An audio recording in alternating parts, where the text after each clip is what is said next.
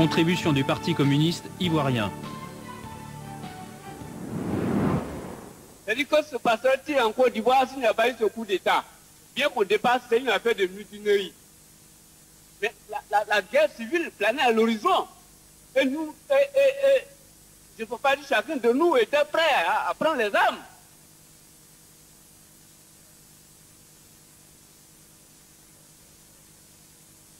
Pendant le coup d'État, le plus important, chers frères ivoiriens, ivoiriennes, chers amis de la Côte d'Ivoire, et que vous devez retenir, c'est surtout pendant le coup d'État. L'armée, avec le général Robert Guéhi et les jeunes gens, ont fait preuve de sang-froid, de modération, de sorte que dans le crépitement des armes, la vie du président Henri Konan Bédié a été épargnée. Ivoiriens, Ivoiriennes, chers amis, le coup d'État, ce n'est pas un dîner de gala. Nous avons vu en Éthiopie, après la chute de l'empereur Haïlé Sélassié, une soixantaine de dignitaires de son régime ont été fusillés. Après le coup d'État, le général Robert Guéhi et le Comité national de salut public, le CNSP, ont doté la Côte d'Ivoire d'une nouvelle constitution et d'autres textes républicains. Cette constitution qui satisfait intégralement les exigences de l'opposition ivoirienne. Sans l'intervention de l'armée, aucun parti politique en Côte d'Ivoire ne pouvait accéder au pouvoir de leur pays, même dans l'immédiat. Le coup d'État n'est pas que le général Robert Guéhi. Tous ceux qui ont fait le coup d'État sont encore là. Certains soldats ont disparu dans la nature. Et là alors, ils vont dire que ces gens-là constituent un danger pour notre sécurité, pour qu'on revienne à la charge. C'est comme vous égorgez un poulet. Quand on égorge un poulet, on croit que le poulet est mort. Mais vous voyez le poulet en train de s'agiter. Alors vous courez seulement pour le décapiter. Là, vous êtes sûr que le poulet est vraiment mort. Donc, chers amis, s'il vous plaît, laissez l'orateur s'exprimer. Chers amis du PUCI, si j'ai fait allusion au coup d'État, c'est parce que vous êtes mes amis. Et j'ai été beaucoup habitué à vous grâce au président Félix Faute-Boyer. Mais ce que je dis, sachez bien que pour votre sécurité, sachez que un événement de ce genre, il faut accepter la marche de l'histoire. L'armée n'est plus celle de 1914-1918. À l'époque, on l'appelait, moi il a dit, toi il a dit. Mais aujourd'hui, c'est pas ça. L'armée est aujourd'hui composée d'officiers supérieurs ou généraux qui ont fait des études universitaires avec nous. Avant qu'ils ne soient incorporés dans l'armée. C'est pour dire que dans l'armée, aujourd'hui, il y a des gens qui ont leur maîtrise, qui ont leur doctorat, même des agrégés militaires. Donc ceux-là, l'on ne peut pas leur dire de rester dans leur caserne comme des poulets dans un poulailler. Mais il faut créer des structures ou des mécanismes de la libre expression de leurs convictions en tant que fils ou fille du pays. C'est améliorer les rapports entre politique et le militaire pour une compréhension réciproque et éviter les coups d'État. Parce que c'est quand même des fils du pays. Il faut les associer au débat. Contribution de l'Union démocratique et citoyenne. La grogne dans l'armée a été ignorée, et trop longtemps ignorée. La grande muette croupissait dans le dénuement total. Manque de moyens techniques et logistiques, salaire dérisoire, primes et baux à loyer impayés, tribalisation des promotions, chasse aux sorcières, etc., etc. Le cocktail était prêt à l'explosion. Ne manquait plus que le courage de mettre le feu, ce qui fut fait par les jeunes soldats. L'acquis majeur de la transition fut de doter la Côte d'Ivoire d'une nouvelle constitution née d'un difficile consensus très tôt rompu par les hésitations du pouvoir à choisir entre les conjonctions de coordination et où. Que de gâchis, car depuis le référendum sur la nouvelle constitution, bien qu'ayant remporté plus de 86% des suffrages, provoque à ce jour une contestation entretenue par une partie de la classe politique, ce qui rend son application constamment sujette à caution. Aussi, pourrions-nous, en guise de résolution, formuler les propositions suivantes. Au plan politique, l'invitation à un gouvernement de coalition qui rassemble toutes les obédiences politiques, du moins celles représentées à l'Assemblée nationale, et qui permettent de juguler le syndrome des nominations et mises à l'écart arbitraires aussi frustrantes que coûteuses pour le budget de l'État. Ce gouvernement ouvrira alors la voie non seulement à une trêve sociale et politique durable, mais également à des élections générales plus équilibrées aux prochaines échéances de 2005. L'octroi de statut d'ancien président de la République aux présidents Ricona Bédier et Robert Gueye. L'amnistie des prisonniers mis en cause dans les événements consécutifs au coup d'État du 24 décembre 1999, l'abandon de toute poursuite à l'encontre des hommes politiques en rapport avec la période de transition pour des affaires civiles ou pénales. Je vous remercie, Monsieur le Président, pendant ou en instruction.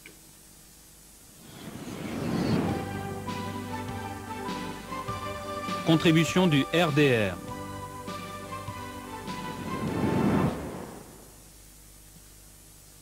Boucherie, vandalisme, séquestration, primade, destruction. Ce sont là les images offertes ces jours par les militants du FPI encadrés et aidés par les forces de l'ordre. Cette répression sauvage a à son bilan la mort de 5 militants, plusieurs blessés dans un état critique et de nombreux dégâts matériels, pillage de tout le marché central de Divo et de certains domiciles, destruction des parcs appartenant au Djoula, des maisons, des voitures incendiées. Il fallait bien faire disparaître à jamais de Divo tout ce qui est RDR, tout ce qui respire RDR. Quant à moi, secrétaire national, ma famille et moi, nous avons vécu les pires moments de notre vie que nous pouvons pardonner, mais ne jamais oublier. Mon épouse, mes enfants, ma grande sœur ont tous subi la colère des forces de l'ordre, irrités et excités. Contribution du Parti pour le progrès et le socialisme. Face à ces événements qui ont provoqué une vive émotion dans le monde entier, toutes les enquêtes nationales et internationales sérieuses et crédibles, Commission d'enquête des Nations Unies, Reporters sans frontières, Fédération internationale des droits de l'homme, Amnesty International, Human Rights Watch, Mouvement ivoirien des droits de l'homme, ont mis en cause la responsabilité des forces de l'ordre, en particulier celle de l'escadron d'Apopo. L'opinion nationale et internationale a suivi l'ouverture du procès de Chanil Yopougon le 24 janvier 2001 au camp de gendarmerie d'Agma. Cependant, le verdict de ce procès qui a conclu contre toute attente à l'acquittement des 8 gendarmes mis en cause, alors même que les responsabilités ne faisaient aucun doute, selon les différentes enquêtes, a été dénoncé unanimement par l'opinion nationale et internationale. Pour le PPS, la crise que vit notre pays, la Côte d'Ivoire, est une crise profonde et multidimensionnelle. Le PPS, en toute conséquence, a appelé à l'abstention au référendum. Cette constitution, avouons-le sans embâche, catégorise les Ivoiriens en vrais Ivoiriens et Ivoiriens de seconde zone. L'on nous arguera qu'elle a été votée à 86%, Mais l'on oublie les conditions calamiteuses de son élaboration, la grande manipulation de l'opinion publique et l'instrumentalisation du peuple par la dictature militaire. L'on oublie surtout que cette constitution a été imposée par le général Robert Gueye dans sa volonté de conserver coûte que coûte le pouvoir à son profit. Nous considérons que la seule alternative démocratique qui vaille consiste à rétablir le processus démocratique dans la justice et le droit, ce qui suppose, premièrement, sanctionner de façon exemplaire tous ceux qui se sont rendus coupables d'assassinats, viols, exactions de toutes sortes, en particulier les auteurs du charnier de Yopougon. Deuxièmement, convoquer une assemblée constituante, élue, chargée d'élaborer une nouvelle constitution qui soit le ferment de l'unité nationale et qui ouvrira la voie à la Troisième République. La nouvelle constitution devra bannir toute catégorisation et toute discrimination entre les Ivoiriens.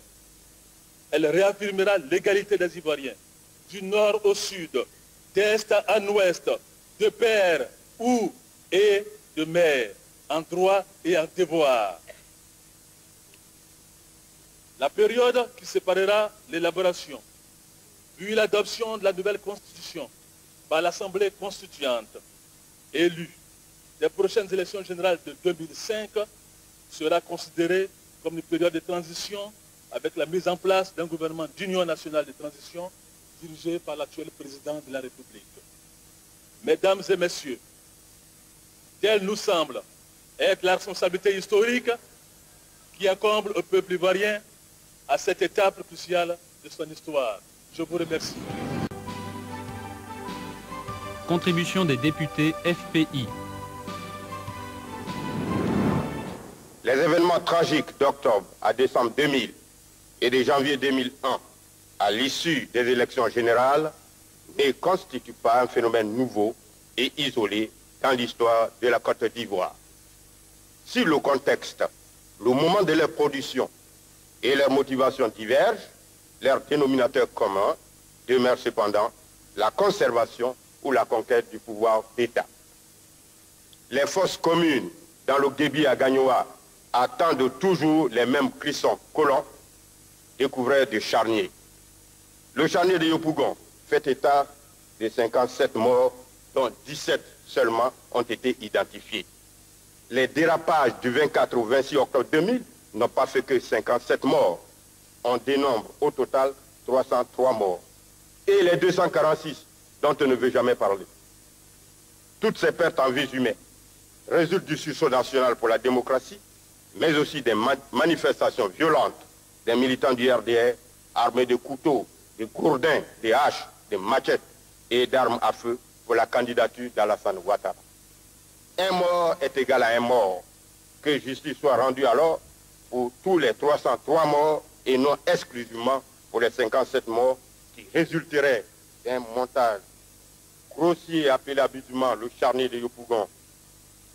En effet, comment comprendre que parmi les 57 morts, il y ait des morts par noyade et armes blanches alors qu'ils sont tous présumés avoir été abattus par les forces de l'ordre? Quelles sont les responsabilités ou comment les situer au niveau de la fracture sociale? Toutes ces causes lointaines et présentes de la fracture sociale ont leur source dans une logique chronologique de coup d'État constitutionnel permanent, d'un hold-up électoral et d'une tentative de coup d'État civil.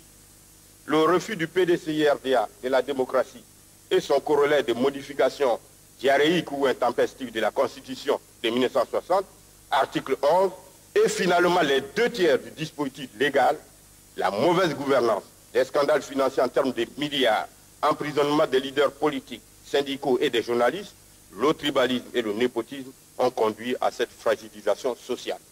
Dans cette confusion, c'est tohu-bohu, comment le nouvel élu Laurent Gbagbo, qui n'avait pas encore prêté serment, qui n'était même pas investi, pouvait-il donner des ordres?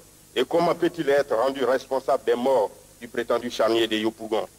Cet acharnement s'est prolongé dans les manifestations des 4 et 5 décembre 2000. La tentative de coup d'État des 7 et 8 janvier 2001 n'est que le couronnement de la rupture sociale.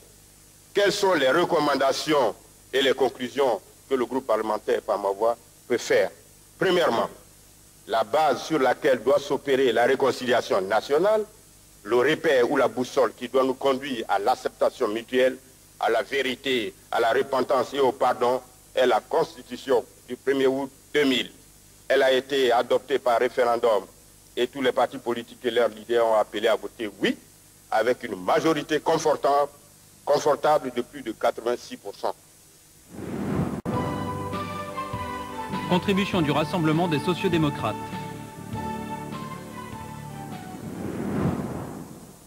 Le Forum nous appelle au chevet de la Deuxième République dans un état comateux assez avancé. La Côte d'Ivoire sera sauvée et avec elle la Deuxième République parce que le Forum est intervenu à temps pour sûrement arrêter l'hémorragie. La Côte d'Ivoire a le mal des religions. Alors qu'au plan constitutionnel, elle s'est proclamée un État laïque, la Côte d'Ivoire est devenue un pays à prendre par l'un des grands courants religieux que sont le christianisme et l'islam.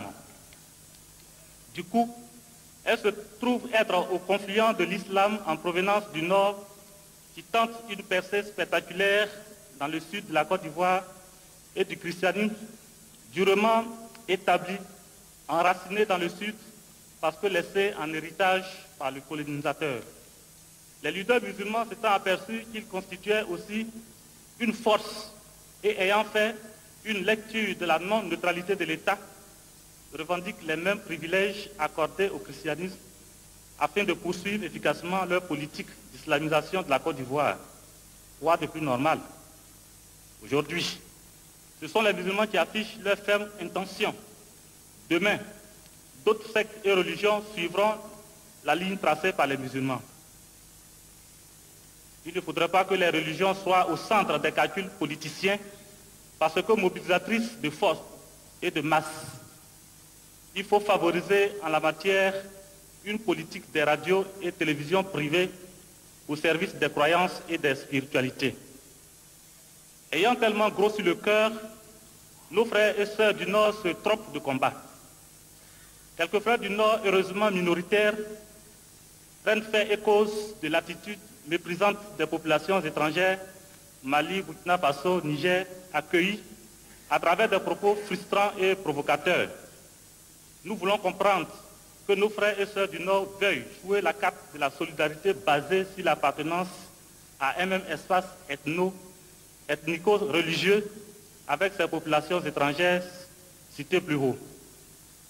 Mais de là, à encourager et même à pousser ces populations accueillies à traiter les Ivoiriens de chantres de la xénophobie, de l'exclusion, de l'arbitraire et de populations au relent génocidaire semble surprenant et maladroit de la part de nos frères du Nord de la Côte d'Ivoire.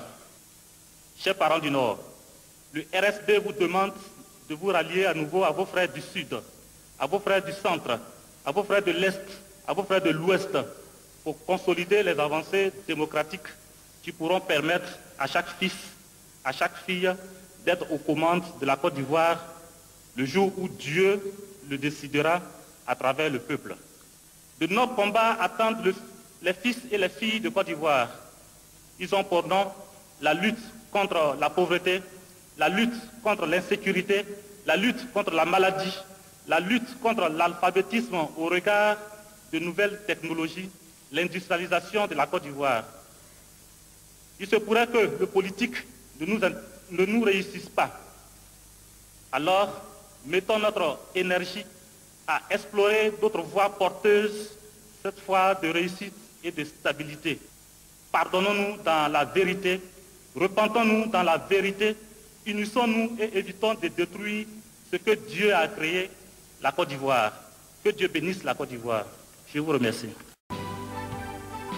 Contribution de l'Union pour la démocratie et la paix en Côte d'Ivoire. De notre point de vue, les partis politiques doivent tous ensemble accepter de ne pas transférer le débat politique à l'école. Nos jeunes doivent également comprendre que leur espace politique se limite aux mouvements et associations qu'ils ont créés et auxquels ils appartiennent. Certes, notre jeunesse nous a interpellés rudement au cours de ces assises, nous obligeant à revoir et à repenser notre discours pour une meilleure prise en compte de leur désespérance. Il nous appartient donc de donner à nos jeunes de nouveaux repères, de nouveaux rêves, une nouvelle vision en vue de leur permettre de relever tous les défis de ce nouveau millénaire, car ce sont eux qui sont les acteurs du futur et du devenir de la Côte d'Ivoire. Mais qu'ils n'oublient pas que l'espace de l'école est avant tout réservé à l'acquisition du savoir, et les pouvoirs publics ont le devoir de veiller à l'application de ce principe. C'est pourquoi l'UDPCI condamne la manipulation politicienne de nos jeunes. Contribution du Parti africain pour la Renaissance ivoirienne. D'abord, il faut savoir que la Côte d'Ivoire a deux problèmes. La crise économique et la crise politique.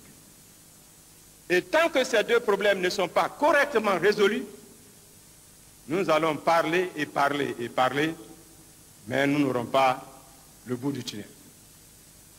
Alors, le contexte économique. Nous constatons que depuis 2 ans, que notre économie est en crise sévère. Nous constatons aussi que depuis l'accession au pouvoir des refondateurs, c'est-à-dire depuis 1 an, il y a une forte accélération de la pauvreté des Ivoiriens et des Ivoiriennes. Le régime FPI fait montre d'une inefficacité grave en matière de politique économique. Mais heureusement que le franc CFA n'a pas que la Côte d'Ivoire, même si nous avons plus de 40% de la masse monétaire qui y est. Aujourd'hui, si nous ne dévaluons pas, c'est dû aux autres pays de l'UMOA, dont les économies sont en croissance, et à cause de cela, donc, l'UMOA en tant que tel avoisine les 3% de taux de croissance relativement proche de celui des pays européens, dont la France, et c'est pour cela qu'aujourd'hui nous ne parlons pas de dévaluation. En guise de contribution au succès du Forum de réconciliation nationale, le Parti africain pour la Renaissance ivoirienne, le PARI, propose une approche participative qui s'articule autour du consensus et du compromis en raison de la fracture sociale prononcée et de la souffrance aiguë de la population ivoirienne. Pour le PARI, l'ivoirité est à la base de la dégradation du climat politique ivoirien. Un abandon pur et simple de ce concept contribuera énormément à la résolution de la crise sociopolitique ivoirienne. Le tigre ne proclame pas sa tigritude, il a dit Wole Soyinka. Nous avons toujours affirmé haut et fort que la question de la nationalité d'Ado était un fonds de commerce politique pour les uns et les autres. Ado était considéré comme étranger de nationalité burkinabé par Bédié. Ensuite, des nationalités douteuses par Gueye et enfin ivoirien qui s'est prévalu seulement d'une autre nationalité par Gbagbo. Apparemment, juste ce qu'il faut pour chacun pour l'écarter de la course aux élections du moment. Contribution du Parti des Verts. On voulait une Côte d'Ivoire meilleure, écologiste. Parce que pour nous, c'est des repères. L'écologie, c'est des repères qui restent fondés sur le droit de l'être humain, la préservation de la vie humaine, mais aussi la préservation de la nature. Ces repères n'ont pas été respectés en Côte d'Ivoire. Aujourd'hui, il faut faire le point. Avions-nous raison? Nous l'ignorons. Tout en présentant nos excuses à la Côte d'Ivoire, il dépend d'elle et d'elle seule de juger. Peut-être que nous aurions aujourd'hui ces jeunes à nos côtés. Pour les Verts, il y a 2 points. C'est la Constitution, mais aussi l'élection. La Constitution, nous avions été des artisans pour bâtir cette Constitution. À preuve, les Verts ont eu 5 articles de loi pour préserver l'environnement et aussi la famille dans cette Constitution. Mais il faut vite l'avouer, nous étions favorables pour un régime semi-présidentiel ou parlementaire afin de nous mettre à l'abri des coups d'État, des menaces des militaires. On ne nous a pas compris. Nous avons été battus par la loi de la majorité. Il a été aussi question à notre niveau que les militaires interviennent, qu'ils s'expriment dans cette Constitution. Nous n'avons pas été entendus. Aujourd'hui, les bruits de bottes sont perpétuellement là. sommes obligés de vivre avec. Et cela dénature l'économie ivoirienne. Cela ne rassure aucun investisseur à rester définitivement dans un tel pays où les bruits de bottes sont perpétuels. Vous n'avez jamais vu un ressortissant du Nord dans les rues mendiant? Non. Il n'y a jamais eu de pauvreté au Nord. Il y a eu simplement ce que nous appelons les effets de la traite négrière, qui a permis une division de la Côte d'Ivoire entre les Sénoufos du Nord, de la Côte d'Ivoire, Sénoufos du Mali, Sénoufos du Burkina. Voici le crime de la Côte d'Ivoire contre les populations du Nord. Les Verts proposent la création au niveau écologique de conservatoires d'environnement, mais aussi la mise en place de radios écologiques afin de sensibiliser la société ivoirienne sur le bien-être de la société. Je vous remercie. Contribution des maires du Front populaire ivoirien. L'économie ivoirienne est vulnérable parce que essentiellement basée sur l'agriculture et tributaire du marché extérieur. En outre, la mauvaise utilisation par le parti État des ressources générées a favorisé l'enrichissement illicite d'une minorité de personnes privilégiées. Ainsi, les insuffisances de la politique économique du parti unique sont l'une des causes majeures de la crise que nous vivons actuellement. Sachez, chers frères et sœurs, que la lutte menée par le Front populaire ivoirien a toujours visé l'avènement d'une société juste, démocratique et équitable. Elle n'a donc pas pour mobile de nuire aux intérêts du peuple ivoirien.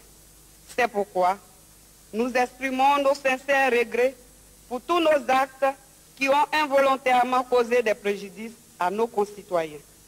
Car aucun acte, aussi légitime soit-il, ne mérite d'ôter la vie à un être humain.